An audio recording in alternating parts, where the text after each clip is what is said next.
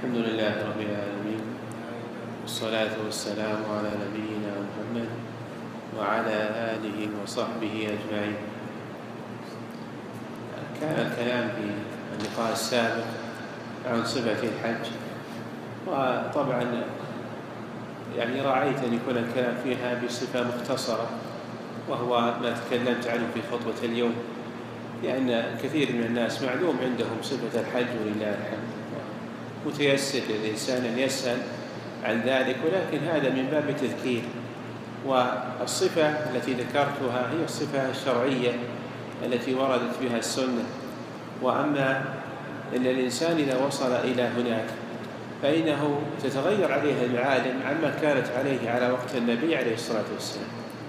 ومنى تغيرت الآن، وصارت الآن منى أبراج ومباني، وصار فيها مخيمات ثابتة عبارة عن عوازل. ومن الصعوبة أن الإنسان يسكن في منى أيام التشريق، بمعنى أنه يبيت في منى وينام فيها، إلا إذا كان له خيمة تبع حملة من الحملات. والحملات الآن على فئات، في حملة تعتبر غالية الثمن وهي التي لها مخيمات بالقرب من الجمرات، في حملة أقل منها بالسعر لأن مخيماتها في مزدلفة، وفي حملة أقل منها لأن السكن فيها في العزيزية وهي خارج حدود منى.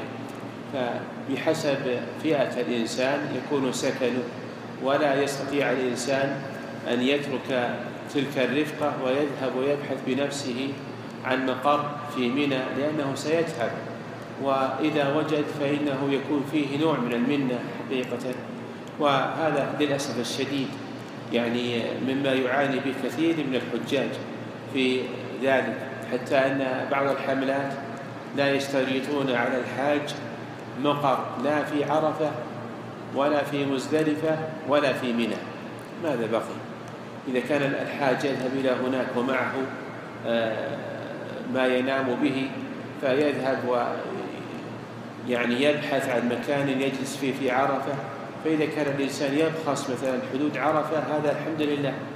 أما إذا كان الإنسان من العوام الذين أول مرة يحج، أو أنه لا يعرف حدود عرفة، قد يجلس في مكان خارج حدود عرفة ولا يكتب له حج، لأنه جاهل ولا يعرف ولا يدري وليس عنده من يعلمه.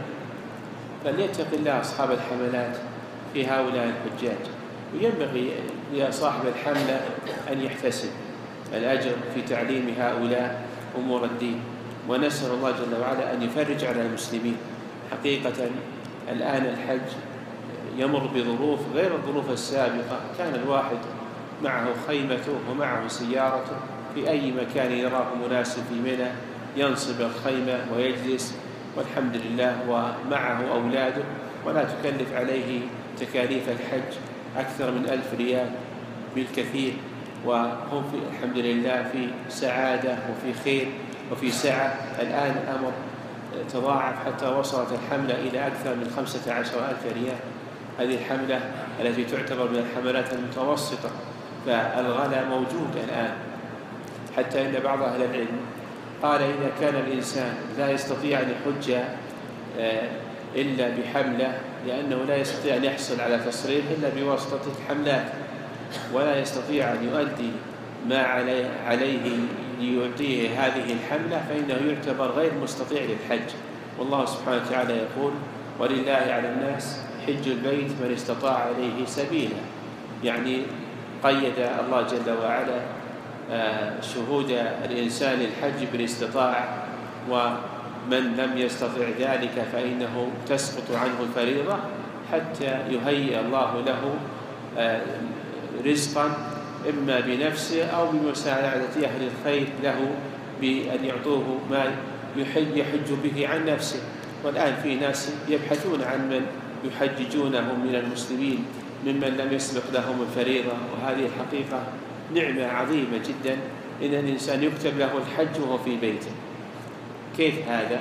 لأنه إذا الإنسان أعطى إنسانا قيمة الحج فحج هذا الإنسان عن طريق هذا الرجل المتبرع، سواء تبرع عن نفسه أو من ثلث وصية لوالده ووالدته رحمهم الله أو من غير ذلك، فإنه يعتبر قد حج بهذا المال لأنه قد حجج أخا له حج الفريضة، وهذا من التواصي على البر والخير والطاعة، وهو حقيقة يعتبر من الأعمال العظيمة، لأن تقريبا الآن في السنوات الأخيرة يصعب على الإنسان دخول مكة بدون تصريح، يصعب يعني صعوبة شديدة إلا إذا دخل في اليوم التاسع اللي هو يوم عرفة، قد يدخل أو يدخل مثلا بثيابه فيرتكب بذلك محذورا من محظورات الإحرام وهو لبس المخيط، ويجب عليه الفدية إذا وصل إلى مكة.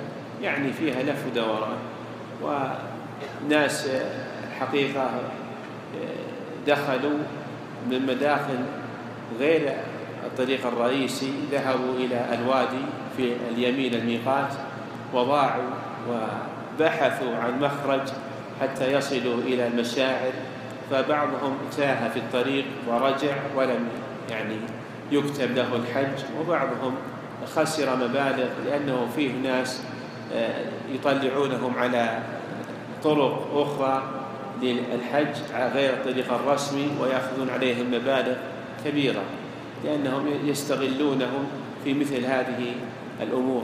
والحمد لله ما دام الإنسان نوى أنه يحج فمنع بسبب عدم حمله للتصريح فإنه يعتبر هذا من الإحصار، وإذا كان اشترطها في إحرامه فإنه يلبس ثيابه وليس عليه شيء، والحمد لله.